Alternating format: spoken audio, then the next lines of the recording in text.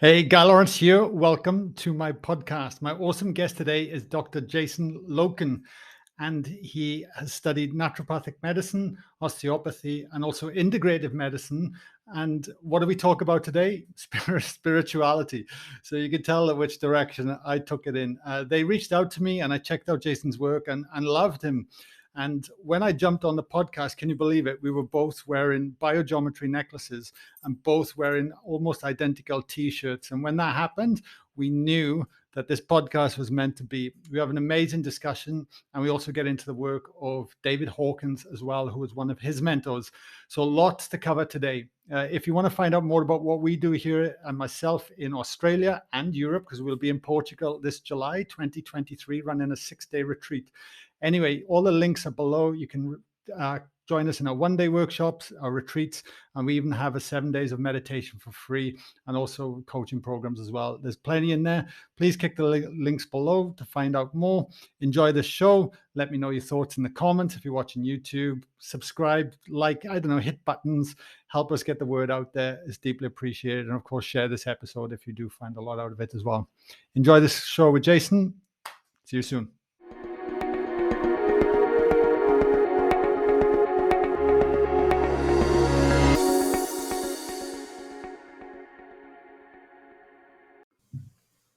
Jason, welcome to the podcast. Thanks so much, Guy. Great to be here.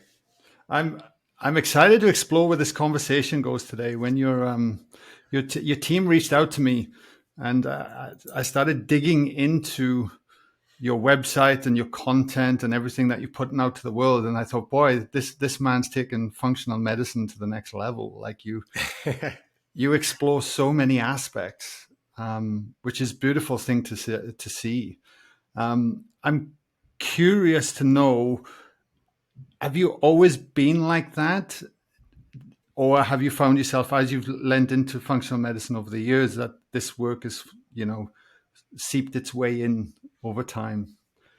Yeah, I mean, it's been like anything, it's a journey, and it's kind of always evolving. But when I kind of go back to, I think, where did I first really get interested in functional, or I would even say more like integrative medicine, because I feel like functional is still a little bit more like tied in with more of the biochemistry a little bit more, and that, which is great. But when I think of integrative, I really think of like all the different bodies of health and how this all interplays. And, originally I'd say it probably goes back to, I grew up doing martial arts for a long time and competed for a long time. And that was a big part of my life. And I was really fortunate enough to have my sensei, my karate instructor, was really into all of this sort of stuff. I think natural health. And so I remember even doing, like, back when we were kids, when I was probably around maybe 14, doing like a retreat at his farm where a bunch of the students actually went over there and we did a touch for health retreat. So we actually had someone come over, and that was like kind of the original aspects of almost like applied kinesiology, where you check you muscle test, you check the energetics, you check the meridian lines, you do acupressure points, because we were basically doing that on each other to tune up before competition. So we'd check each other, we'd tune each other up, we'd run meridians, we'd do all of this different stuff. So I think I got exposed to it really early on. And then to me, it felt magical, this idea that you could, like, massage little points or run meridians and you'd feel a difference in your body and you could tune things up. So I think I was fortunate to have someone that had the foresight to understand this sort of subtle energetic aspects of how we heal, how it affects and influences how we perceive the world, how we interact with the world, all of these different things. And then from my own perspective, I was a total bubble boy growing up. I mean, I was born into this world with tons of allergies. I had anaphylaxis reactions. I would spend sometimes in the hospital in an oxygen tent from severe asthma attacks.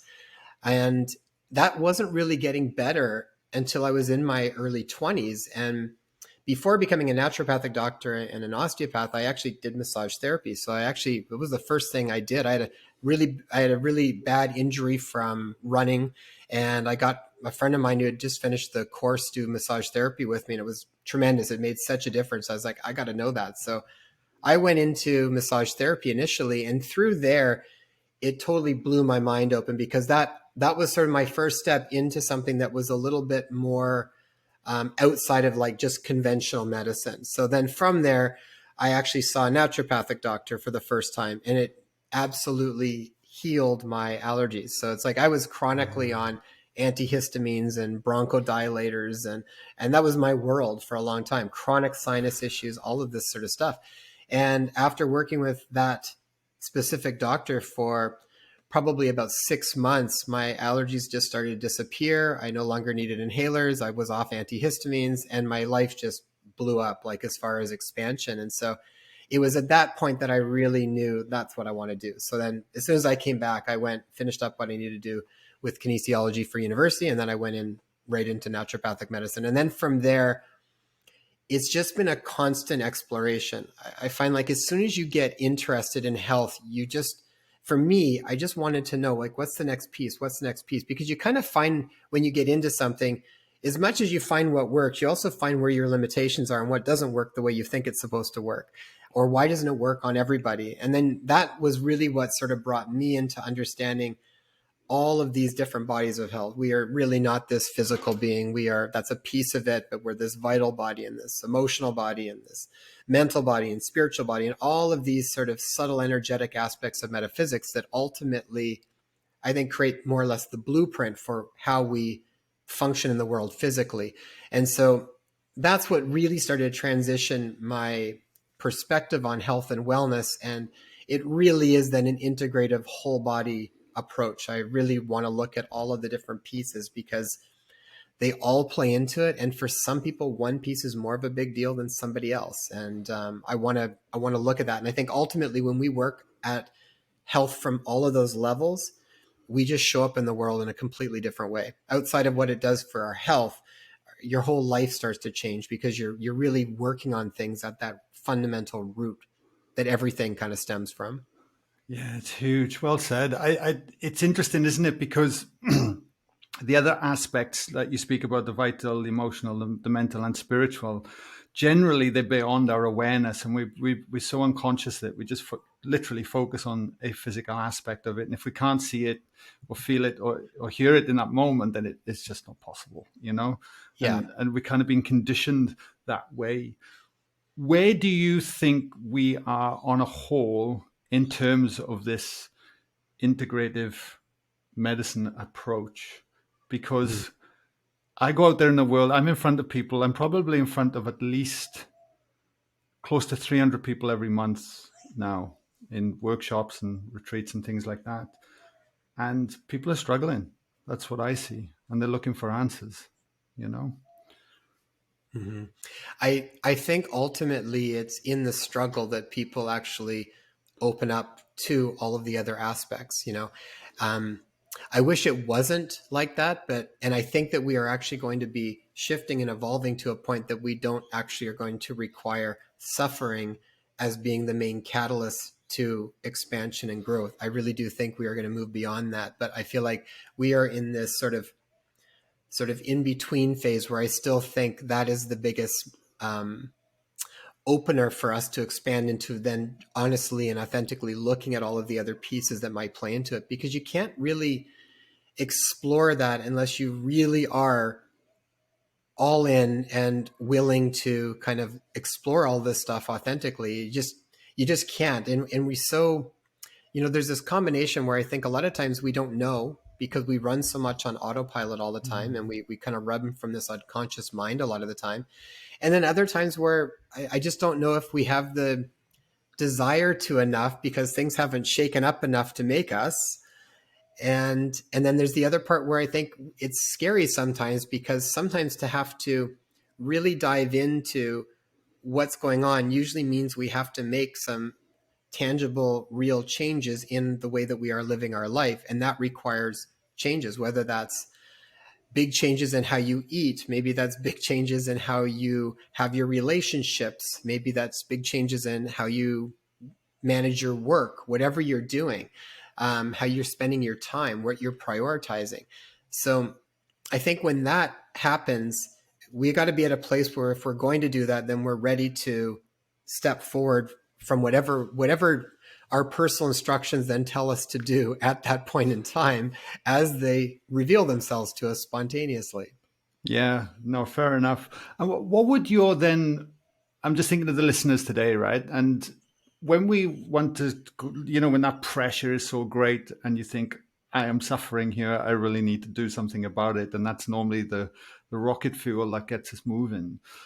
What would your overarching principles be? I know you speak about the bodies of health, the five bodies of health and things, but I'm intrigued because when we look at it, it all feels overwhelming. Just even changing food can feel overwhelming, let alone looking at the environment we are sleeping in and the energetic components. It's like everyone's a rabbit hole, but it's like, how do we simplify it and start looking at it? Because the one thing I get frustrated as a facilitator in some respects is knowing that this truly is a holistic approach to living, but yet you can't throw it all at them at once because it's just too much.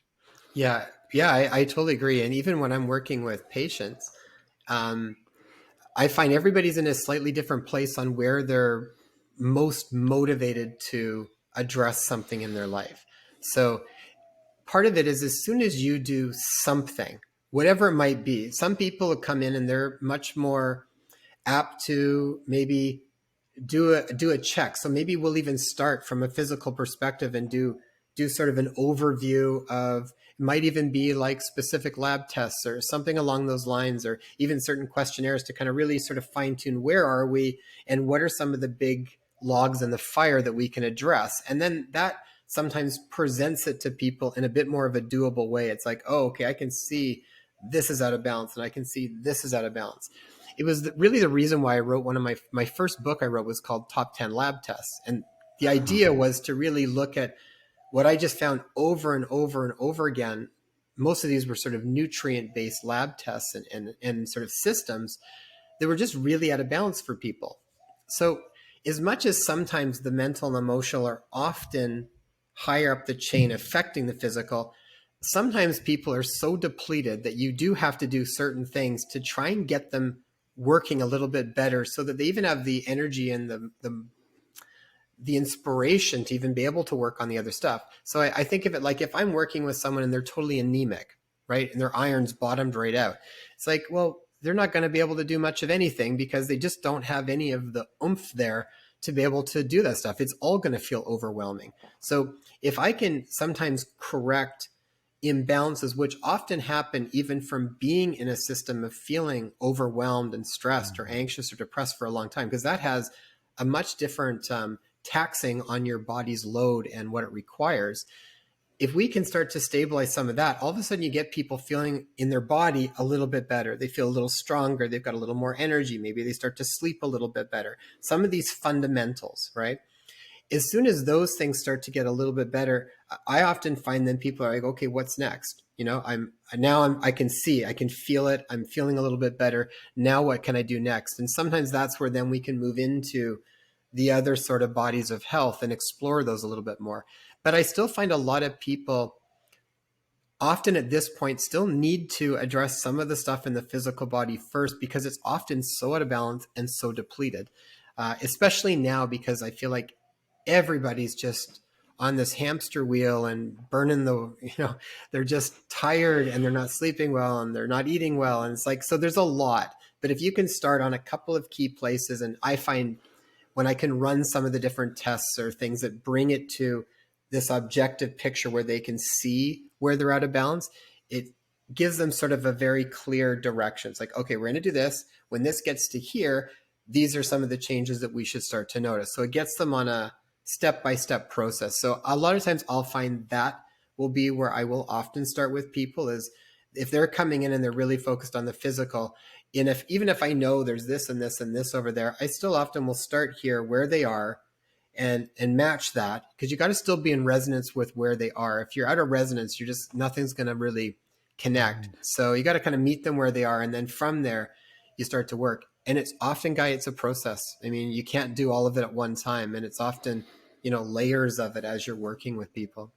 Yeah, yeah, I love it. I couldn't agree more. Like I think about my own journey, and even now, like what's the spark? What's the catalyst to go? I am inspired enough to want more of that, and not of the old self. And then as that more snowball effect, isn't it? And all of a sudden you become unstoppable eventually, you know? Yeah, Um, absolutely. yeah. In my early 20s, I never speak about this much, but I always suffered fatigue spells. And I was backpacking and traveling. And I remember, I think I counted about 5 doctors I had blood tests with over different times. And they were never really giving me anything back, you know. And I later learned it was actually due to my sensitivities to foods Hmm. and and blood sugars and things like that. And I couldn't believe it. And it just took a lecturer to tell me, oh, "Have you tried this?" I was like, "No," and I did. And the moment I did, I felt better. I couldn't Yeah. believe it. Like it was that simple. And I was so frustrated, but I didn't have the education, the knowledge, or where to. And that was the spark. I think that was probably one of the earliest sparks for me to go, "There's more to this. I've got to start exploring." You know. Yeah, and that story I hear so often too. And these are sort of the different paradigms of medicine, that are out there. And conventional medicine, I think, is brilliant for like first aid scenarios, but it's really not a good system for chronic illness. It just isn't, because it doesn't really address underlying um, root factors. It's really trying to work with the symptoms that are coming up and balance things, or make you feel less. But it doesn't really address, because it doesn't really look at nutrients or diet or lifestyle for the most part. It's usually more of a pharmaceutical approach to things.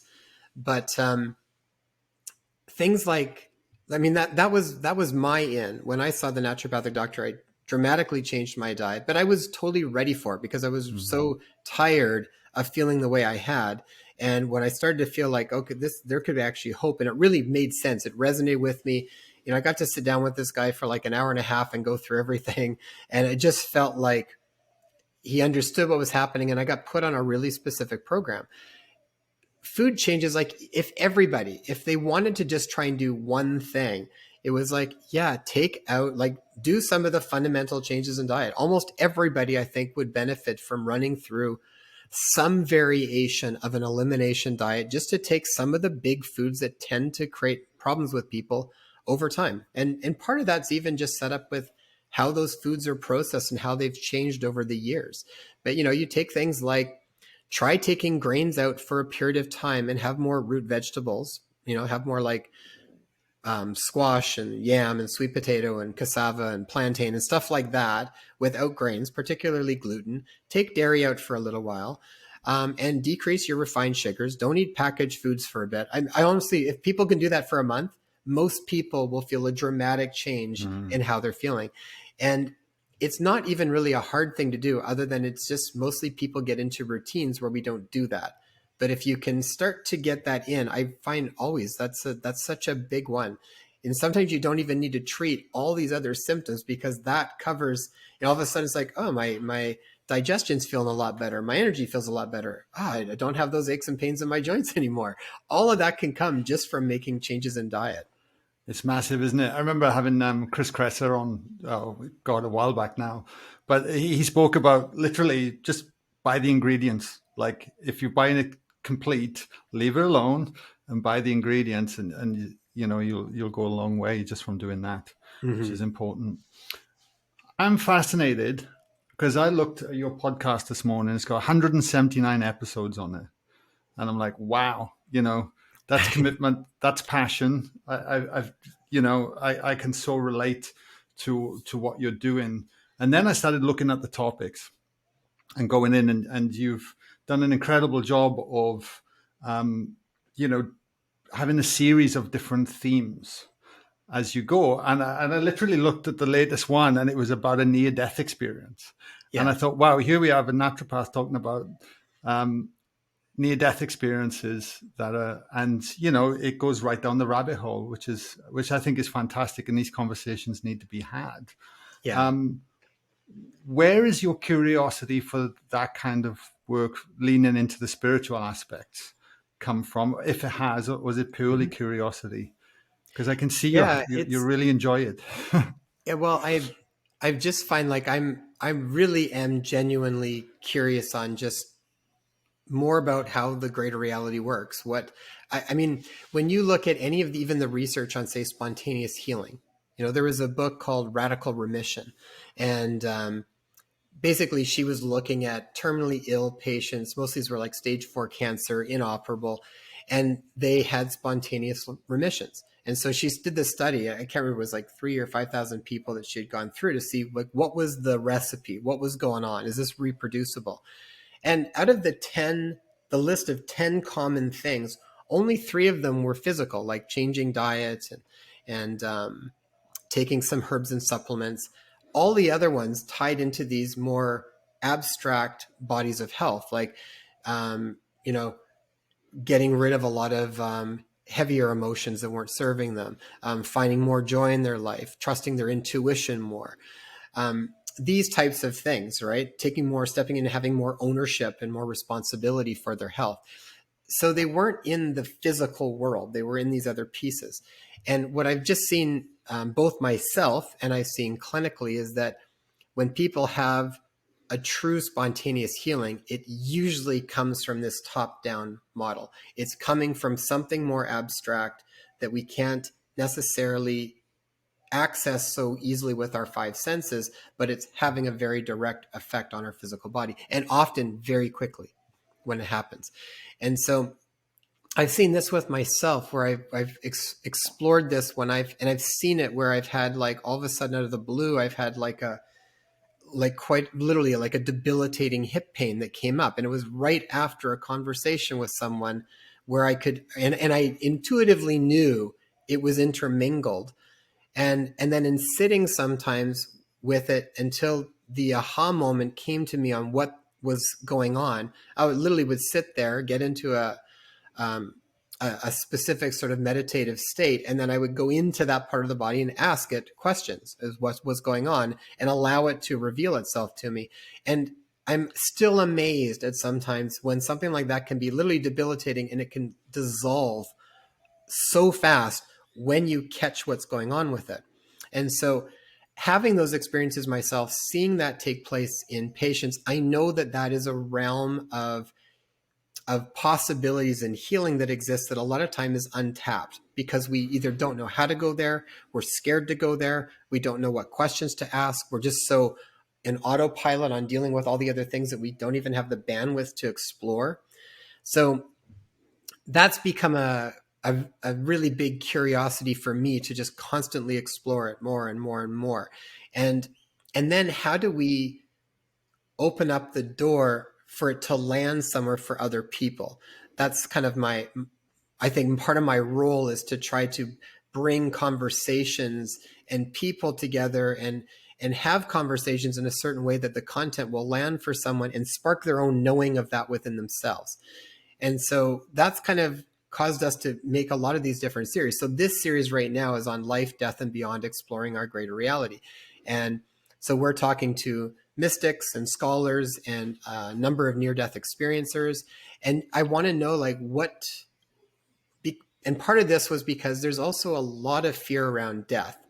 And personally, I feel like, I mean, obviously because it's one of those mysteries, we don't know until we've actually crossed over. But I feel like from my perspective, I think it's very misunderstood. I think we've got a lot of beliefs around it that are very limited and scary and judgmental. And I want to have conversations with other people that have crossed over and see where the overlap is and hear different perspectives so people can maybe have that land somewhere differently for them so that they're not so fearful of death. And then even when they have loved ones that are transitioning, they can show up in a way that's really supportive for both themselves and for that person in the transition that they're going to go through. And so that was kind of what sparked this aspect of things. And I mean, they're fascinating, Guy. So far, the interviews we've had, I've been some of my favorite interviews so far. I just find like they're really, really good because they'd only talk to us about how to even perceive death and beyond and our greater reality and everything. Through that, they teach us how to show up and live our life more fully now. And so that's the gold in it. It's like, it's not just for after, but it's like when you learn some of this other stuff, or And it's not to say that I think any single person has the absolute truth, but I like hearing the conversations and I want people to see what resonates with you. And can you allow it to come in? And I just put a video out a little while ago. I said, are these conversations challenging your beliefs? Because as soon we've only had 2 episodes in, I think our third one goes out tomorrow for this series, and we've already had a bunch of questions on people. You can see like some of the conversations shake people up because we've got so much concepts of what we think we know based on what we've been told over decades of society and culture and religion and all of these different things. And not to say it's good or bad, but it shapes our perception of reality and what we think we know. And what I have constantly been adapting over this last few years has been this idea of, can I really go into everything without fully accepting or fully rejecting anything, and be in this place of allowing stuff to come through, this sort of dynamic neutrality, and then from that place, I think the spontaneity of our own personal instructions continually surfaces and helps us explore. But as soon as we think we've come to a conclusion on something, I think we've now limited ourselves to only those possibilities, and we've kind of shrunken that field of possibilities into something small. So these conversations, my hope for people and my intention and desire is to like open up a lot more possibilities and play with it, have fun with it, be curious with it, and see what lands for you, you know? Yeah, I'm biting my tongue here. It's almost, I got so much I could say on everything you just shared then, and I don't want to hijack the podcast today, but oh my God, I couldn't agree more. Couldn't agree more. And God, you covered a lot of ground then, from going to the body to exploring the mystical. And just a little touch on that, just for people. Like, we've run 14 retreats now. We just literally finished our week long last week, and through those 14 times, because we're in a collective energy, we go to the body and we go to source. That's what we do, and we allow people to go through that in a really held space. But the amount of physical elements that have come out, that have healed through past trauma, just from being in that space, Yeah, has blown my mind. That is like one of the bonuses, if you like, of doing this work, is that you truly heal yourself on those levels as well, while holding space. So anyone listening absolutely. to this, like, explore it. It's mind blowing, mind blowing. It's really a beautiful concept, because when you're creating a space like that and holding a space, it's all then putting you in resonance. So it's like you're creating a field, and then people are sort of being uplifted into that field. And when you hold a more powerful field of consciousness, there's more possibilities than often what that person is able to do on their own. And so it's like the same idea with, say, something like Alcoholic Anonymous. On your own, that field that you're stuck in, you might not be able to get out of very easily. But in the group field, you kind of rise above it, and now there's more possibilities for change to take place and for healing to take place. And when you're in that is your limitless field of possibilities. And this is why it's so important to, when I'm thinking about sort of the metaphysics and how healing works, it's these layers of consciousness are either more constrictive with little ability to change your life, or they're much larger with a lot more possibilities to make big changes in our life. Yeah, exactly. We actually have a saying, this an African proverb, but it's, if you want to go fast, go alone. But if you want to go far, go together. And that's exactly what happens. That momentum Mm-hmm. comes. I'm curious. I want to touch on David R. Hawkins. I think Yeah. this is a good time with a map of consciousness a little bit, because I actually, when I sold my supplement company, when I sold out of it 5 years ago to heavily lean into this work, it was a big deal for me. Huge deal. Like, I'd been running it for nearly 10 years. My identity, I didn't realize how much I was entwined in it. And I bought Letting Go on Audible by David R. Hawkins. And I would jump on my push bike and I would cycle around here by the rivers in northern New South Wales and listen to that. And it was a really powerful tool. And that's when I first really started to drop into his work. And then hearing you speak of him so highly, and having known that you studied under him, and I'd heard of the map of consciousness, but I hadn't explored it. And you really sparked a huge curiosity. Oh, yesterday when good, listening to good. it at dinner time. Yeah, I'd love you just to speak to him a little bit and that, if you may. Yeah, I am. Yeah, it honestly makes me almost emotional when I think about him because he really was such a beautiful, beautiful influence and still is. I still sometimes in my dreams, he comes up sometimes I think as a messenger for me in the way that I will perceive certain directions or information. But um, I really loved the way he explained things, and this was back. I was reading things like, Wayne Dyer and some of this stuff back probably over 20 years ago, probably 25 years ago. And often his name would come up as someone that they would quote. And so I'm eventually going, okay, that was like the third time his name came up. And I'm like, I got to go read this book, Power versus Force, because that seems to be something that a lot of these other people are sort of referencing. And when I read his book, it was life changing. It really just gave me this conceptual picture of what's going on. And so he created something called the map of consciousness, and it was sort of a calibrated scale of consciousness that he had worked out from sort of the lowest levels of consciousness, which would be right down, like the lowest of the low levels would be like shame. I think was around 20 out of 1,000, like really low level of consciousness, all the way up to pure levels of enlightenment, which would be at like 1,000, and everything in between. And he would look at these levels of consciousness from multiple perspectives, how we view our life, how we view God, what our emotional levels like, all these different things at each level. So it gave people a very tangible sense of where we were at any given time if we would take the time to actually reflect on it honestly. And so the idea was that this scale was a logarithmic scale, so that every time you move from, say, 20 to 30, that's a big jump because it's a logarithmic scale. And so it also gave perspective to where things like, say, anger can be a really beneficial emotion. If anger's, say, here, and maybe apathy or fear or shame are all down here, if you can get up to anger, that actually is a much better.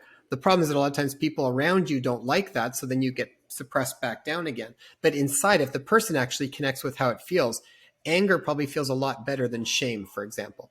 And that's actually a good movement in the right direction. So it also helps to navigate where you're moving forward or if you're kind of getting stuck back a little bit.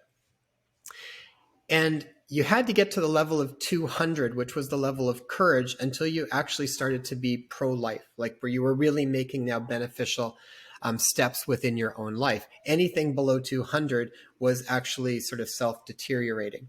And so the level of courage was the foundational level. So the two most important levels that he would talk about would be the level of courage at 200. We have to be able to get to the level of courage, which then opens up to things like neutrality and willingness and enthusiasm and then reason and logic, and all the way up to these higher states where we can eventually move to like love and peace and unconditional love and these types of things. Very hard to attain levels, but they're accessible. So courage and then love was at 500, which a very small amount of people sort of truly reach that, where they embody that and they're kind of living in that space. And the beauty of it is that as you embody, so literally as you become these sorts of fields of consciousness, the influence that that has extrapolates into the world around you. So this is like the idea when Gandhi says, be the change you wish to see in the world. It really does make a difference, because he would say someone that could function at the level of, 500 could have an outreaching effect on millions of people potentially, just by holding that state of consciousness, that it actually uplifts many, many, many other people. So when we think, we got to do more out here, he would often say, leave the world alone. The world doesn't need your help. The world's fine on its own. Like, just bring it back to here, work on that yourself. So it gives me a really beautiful perspective of where I'm at. And also at the same point, the idea that each of these fields is the lens that we see the world in. So if we are in, say, a field of fear, which I think is a big one right now, we see a fearful world, and then we interact in the world from that place. We reinforce those patterns, and then we keep that going. And so if we want to experience something different, we have to be able to shift the field, because then the field directly impacts the lens that we see everything through. So it gives me a really beautiful way of sort of working with these concepts, and why it's so important to clear a lot of this stuff so that we can kind of step into these different aspects of, or these different fields of consciousness, and then see the world anew. Otherwise we don't. It's like we just keep trying to see something new. It's like when you're trying to work with, I think about this, like after, say, like a breakup. I remember being bitter years back after a really hard breakup. And I even know that wasn't necessarily the best field for me to be in. So I would do trying to convince myself to see something else, but none of it felt real because I wasn't genuinely there. You're better off to then like really be honest with where you are, allow that to almost burn itself out so that then you can naturally fall into something else. And then you open up new possibilities for you when you're into that next field. Yeah, no, it's great, isn't it? I think as humans, we like to know where we are. There's like, it needs to be like a goalpost or reference points, if you like, and go, oh, I'm going this way. You know what I mean? And as you explain that, it's nice to know that actually I am progressing here, because there's so many of these emotions and feelings and perspectives are intangible and they're only real to us, right? But then if you have something you can lean into to go, actually, I am progressing here. This is a good thing, even though I might be angry right now, but I've come a long way, or whatever. And the one thing I think is worth mentioning that you mentioned in the podcast that didn't even occur to me until I heard you listen to it, is that not one is better than the other. Right. And I think it's probably worth speaking to that a little bit, because so often you could say, well, I'm not at number 200 right now. I'm only at number 80. And that's such a human thing to do. We love to compare. And even I remember even going to, because we would go to Arizona and Sedona and go to lectures with Dr. Hawkins. And even the groups there, a lot of times people are wanting to try and figure out what each other's level of consciousness is. And it's all part of the same traps, I think. It really doesn't make any difference. To me, as a human being, it's not like you just stay there all the time. You experience the gambit of things. But to me, it's just that you spend less and less time in things and you move through them faster because you're not getting caught in so much of the stuff that's not real anyways. All of the misperceptions and misidentifications that we place on ourselves that usually get us stuck in stuff. So there's just less getting in the way. So life's going to throw stuff at us where, I'll feel sad, or I'll feel hurt, or I'll feel angry, or whatever that might be. I don't think you're really being human, having a human experience, if you're not exploring the realm of those things. But I think you just have less clutter in the way. So it's like, do you ever remember that story the Buddha talked about with the first and second arrow?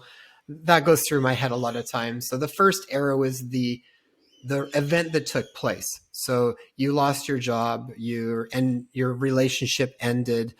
Something happened that creates that first sort of suffering, that first arrow. But most of the suffering takes place with the second arrow, which is the one we shoot ourselves, which is when we get caught up in the storylines and the negative future fantasy spiral, all of those things. So I think that this work helps us get rid of more and more of that second arrow. So it doesn't mean you don't have experienced life. And I think you actually experience life more fully because you've got less stuff getting in the way. You feel all of the emotions really well. Even when fear, it's like you'll feel fear when you need to feel fear.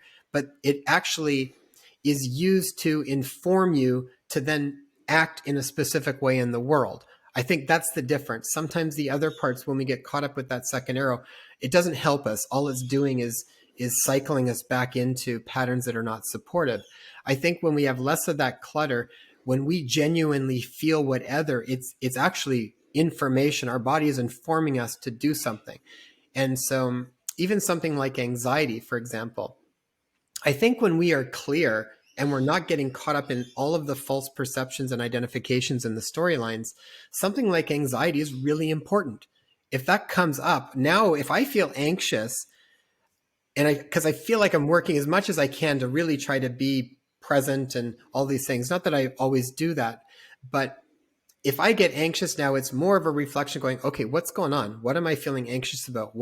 It's actually a directive for me to figure something out and make a change, as opposed to going into a negative future fantasy spiral or something along those lines. So I think in the emotions inform us, and they also show us what's purifying. They show us what is clearing out within ourselves, and where we're still, where we still have those, I guess, those densities that are still kind of dissolving Densities, yeah. and clearing themselves. Yeah. Just a bit in which direction to go in you. I'm going to flip slightly, because you speak about anxiety, and mental health issues are like huge, Mm-hmm. especially after the what we've just all come out of from the other end, depression, ADHD, to name a few. Where do you like, how much support do you think we can, like, somebody listening to this today that might be, their prominent feeling is depressed, they might get anxious very often, or can't even in with children, like I see it For with sure. parents concerned about children and things like that. It seems everywhere. Do you have any tips or advice, or what you'd like to speak to at least alleviate anxiety, if they are listening to this and they think that's me, you know? So that's a really big one. We could do a It's whole huge, big I episode bet. on, I but know. I'll kind of tell you where my brain goes with that and when I'm seeing people. So I often think most things are multifactorial, and there's several logs in the fire. So I'm usually trying to assess first which are the biggest logs in the fire that are causing the biggest problems. So when I'm looking at mental health, that's one of the areas I focus most with in clinical practice. So I will look at one of the pieces that I found really important is actually assessing people's biochemistry for that. Some people have more of a predisposition, that's more of an epigenetic susceptibility for certain imbalances in their biochemistry that are all very treatable with key targeted nutrients if you know what the imbalance is. And so what these imbalances do is they cause either affecting specific nutrients that play key roles in the regulation of neurotransmitters like serotonin and dopamine and norepinephrine and GABA, and these basically these neurotransmitters that really do affect how we think, feel, and ultimately act. And so I've found that is always one of my first steps. Is I want to see, is there a susceptibility? So that's a log that just doesn't need to be there. It's like their normal's been riding up here all the time. So now you add in the different layers of environmental stress and personal stress and all the other things, and they get blown up too quickly. Where sometimes if those things are going there and we can correct that and get them into a more self-regulatory physiology, now they've got more bandwidth. They can handle life better. So I always want to see that, like something like, say, with ADHD with kids, about 70 to 75% of the kids with ADHD have a pretty significant copper zinc imbalance. And what that does, high copper will cause an overconversion of dopamine into norepinephrine. So that person's essentially getting lower and lower levels of dopamine, which is seek pleasure to situations, focus, concentrate. That's getting lower and lower. And their fight or flight is kind of going up and up and up. And so that's a big one that can get out of balance. It's also a major imbalance that happens with postpartum depression. Almost guaranteed you will have high copper levels for postpartum depression. So I like to see that. There's also aspects around blood sugar regulation, diet, gut biome, food allergies. So there's a whole period around that. There's another aspect that is around self-regulation. Like, are you stuck in fight or flight? And do you know how to get out of fight or flight and more into rest and digest? This would be incorporating practices like heart rate variability training or something along those lines, like Heart Math does. They're probably the best in the world for that aspect of things. And that's that's like a practice you can do where you can assess and learn to feel the differences in your body when you move from one state to another. And then there's the whole big realm of the mind, body, spirit medicine. It's like, is that now informing us? Where I think we are right now is, as a society over a long period of time, I think we've become very disconnected from what our body is telling us And we've also learned to distrust what our body's telling us. And so to me, the first part is to clear some of the extraneous stuff so that we can really start to get those, what our body is telling us, that we can actually start to trust it and use it to inform us. Right now, I feel like we're in this in-between phase where the messages that are coming up from the body, either we don't have that connection to learn from it, or we've disconnected from it, even from early on with kids. Think about this with kids, and you'll know because you've got a little child. It's so common that when a child cries, especially when they start to get a little bit older, most of the time the parents, or I'll see this with grandparents and stuff too, the child cries and right away they're trying to okay, it's okay, it's okay, like here, or have food, have something, like what can we do to kind of make it better and go away? Where I ultimately feel like, I'll hold my child and just hug them and allow it to move from beginning to the middle to the end, so that they have an experience that they can feel sadness, and that sadness is okay, it's normal, and that it has a beginning, a middle, and it runs its course, and they've gone through it. So they actually learn that process. They learn to trust their body. They don't think that it's going to last forever because they've never had a chance. They've always been having it kind of nip in the bud for something to get rid of it. So I think from early on, we kind of get disconnected from what our body is telling us. And so I feel like this is a really important part. Reconnect it back, but you kind of have to go through these other pieces to remove what doesn't need to be there. The biochemistry is a piece where I feel like that's something that often people are born with and that's been triggered, and now it's running a program. So their sense of where they really should be at, they don't even know anymore. I've had kids where they've been running up here all their life because they've had, say, a severe pyrrole disorder, which causes a dramatic drawing of zinc and B6. So they can't make serotonin, dopamine, and GABA. So they just don't have the regulatory faculties there to deal with life. And when that's improved, it's like, they're like, oh my gosh, like this is what it's supposed to feel like. So sometimes those things can be an absolute game changer. And again, it's a good first place to start to work on some of the low hanging fruit that I think then gets people back in their body a little bit more. They can start to then work with all the other pieces. And it's exactly, and once you have a reference point, isn't it, a new reference point of navigation, you can go, oh my God, I've gone through it once now. I can actually navigate my way through that, and it's us then, isn't it? The power's back on us, and we're not giving it away like we've been so. That's such a big point too, Guy, because I think that's a big thing. We've also, I mean, this is something I'm seeing coming up, is people want to have more sovereignty in many aspects of their health. So many aspects of their life. So whether that's health, whether that's with education and how they want to educate their kids, whether that's with finance, whatever it might be, I feel like people are wanting to have more say in stuff. And I mean, we did a whole series called Know Thyself, and that idea was to be able to come back to a place of self-authority as opposed to external authority, inner authority versus outer authority. And it's not that it means to get rid of all outer authority, because that probably wouldn't function very well, but we need to be able to still run it through ourselves at some point. And then that's an important piece of it. And I think a lot of times we don't do that. We just kind of hand it over. And I really feel like when it comes to health, the more that we start to know, I think, ourselves more and the power that we've actually got to heal and whatnot, I think then we just naturally will outsource stuff less because we know who we are better. There's less need for it. Yeah, no, fantastic. I'm coming to the end of the podcast, just wrapping things up. There's a couple of things I want to mention before we do, though, Jason. One is going back to David R. Hawkins. I just want to let people know it's episode 100 I was listening to last night on your podcast, the Inspire Health podcast. So if people are fascinated, go and check it out because it's great. You did it. I know it was a webinar, but I was listening to the audio. And yeah, I actually had to take the video down because I didn't realize, but I had a picture of myself shaking hands with Dr. Hawkins, but all of that stuff's copyright. So you can't actually put any pictures of him or his books or anything, which was surprising to me because I was just trying to actually bring people's awareness to it. So the video, I think you can't see the video, but you can still listen to the whole episode as an audio.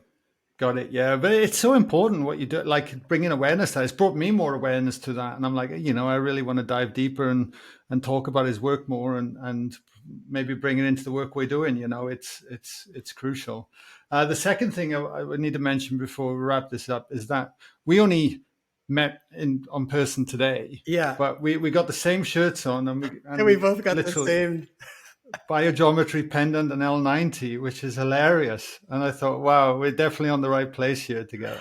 No, I You think we know, were in residence on this happening. I thought that was funny. I thought I was double seeing something at first because I saw it flash and then it went below the camera, and I'm like, well, maybe I was just seeing myself. I thought that would be too weird, anyways. But yeah, it's a big topic, and we don't have to dive into it today. But have you covered any episodes on biogeometry yourself yet? not yet. As we were talking before, I really dove into his books, Dr. Ibrahim Karim's books on biogeometry, and then I did the foundation, and then I did the advanced training, and I've been incorporating it in practice and with my family, and we have the whole space out set up now with all the biogeometry, and it really does make a difference. But I will be wanting to do a series soon. Maybe even the series after the one we're currently doing on life, death, and beyond, exploring our greater reality. We may do it. The next series might be on energy medicine and metaphysics and really breaking down how that works. And I would want to have Dr. Karim on here as a guest because he would be a piece of this bigger puzzle, even tying into experts on water and different aspects of energy medicine. Because I think this is all the healthcare of the future this is all tied into it. Yeah, absolutely. Absolutely. So last question for you before we wrap things up. With everything we've covered today, what would you like to leave the listeners to ponder on? Probably from what we talked about today, I think one of the best exercises that you could do that to me is absolutely transitional and probably one of the most beneficial exercises you could do would be, and it ties into the concept of know thyself. So it's like if we really want to make changes in some aspect of our life, we really need to understand why we do the things that we do. So my wife and I have done the exercise where we'll literally take a journal with us all day long. And, you try and do this up for like a week. And whenever something comes up, whenever you do anything, you want to question yourself as to why you were doing that thing. So you write down, why did I do that? Why did I do that? And the first few answers are just the route sort of conditioned sort of answers. They don't really mean much. You just keep asking and then until you eventually get to the root of why you're doing the things you're doing. So it could be as simple as, I just texted someone. It's like, okay, well, why did I text that person? Well, I wanted to see how they were doing. Did I really want to see how they were doing? Okay, not really. Okay, so then why did I text them? And you might eventually get down to, maybe, I felt this inner restlessness feeling in my gut and I was just trying to avoiding it for some reason. It eventually brings you down to these truths that we often don't realize that are basically playing the biggest role into why we are doing what we're doing, or avoiding some of these things or at the root of what's going on. So I find that type of an exercise is a really, really powerful exercise for you to regain that inner authority. It's like, know why you're doing things and be as honest as you can with yourself. And then, like Dr. Hawkins would talk about in the Letting Go book, and we just talked to a guest, Dr. Jill Bolte-Taylor, who did this amazing TED Talk on My Stroke of Insight. She's actually going to be coming out on tomorrow, I think, her interview, talking about her newest book. But she was basically showing, like, when we get these hard emotions that come up, these really intense ones, she said the physiology of the emotion will only last about 90 seconds. It's literally 90-second rule. And if we can stay with the sensation without adding in the thinking and the storyline, the metabolism of that emotion will break up and dissolve.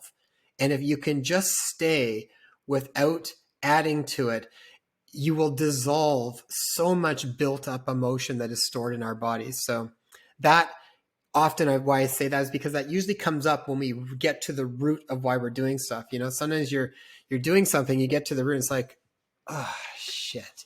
You're like, it's this just not feeling good about myself, again, or it's just this anxiousness that I'm going to screw something up or whatever it might be that is at the heart of sort of what we eventually get to, and then stay with that sensation without getting into anything else on it and let it burn itself out. As that neurochemistry burns out, that load that sits in the subconscious, which is the body, dissolves, and there's less there that's just putting you in autopilot and reacting from it. Beautiful. That exploration is vital, isn't it? And when you think about how much that story and the emotions and what we impose upon just the feeling within the body dictates our life unconsciously, day in, day out. Yeah. Oh, it's ongoing for all of us. The other thing too is people, if you want, I talked about heart math. You can do a free download. If you go to drjasonloken.com and then just click integrative medicine under the offerings, you'll see something that says accessing your heart's wisdom. I can even send the link if you want, Guy, to that. But you can download that for free. It's a free meditation I did that basically gets you into that heart math state where you're in that brain heart coherence. And then it takes you to the next step where you actually ask your heart questions. And you often find the answers are very different than when we ask our brain the questions and we're in that state. So I think that's a good starting place too for people to know what it's like to feel when you are in that heart-brain coherence, and then being able to live your life more from that place. Beautiful. Yeah. And can you say your podcast out loud if people want to come over and check your podcast out? Go check out Inspire Health Podcast. And I think we just put out our 180th episode, and it's been an absolute passion project. So my wife, Taya, joins me on a lot of the interviews now, especially since we've been expanding into the mind, body, spirituality, all of these pieces, which she's very interested in. So we have some really fun discussions, and her and I kind of go back and forth a bit. So it sort of adds different types of questions into the mix at times too. Amazing. Well, I'll make sure the links are in the show notes below, and anyone listening can just drop down and jump on over and check it out. And Jason, I just want to thank you for coming on the show. It's been a pleasure getting to know you over the last hour, and I have no doubt this won't be the last time we meet. So I really appreciate your wisdom. My pleasure, Guy. That was really fun. Thanks so much for having me on. You're welcome. You're welcome.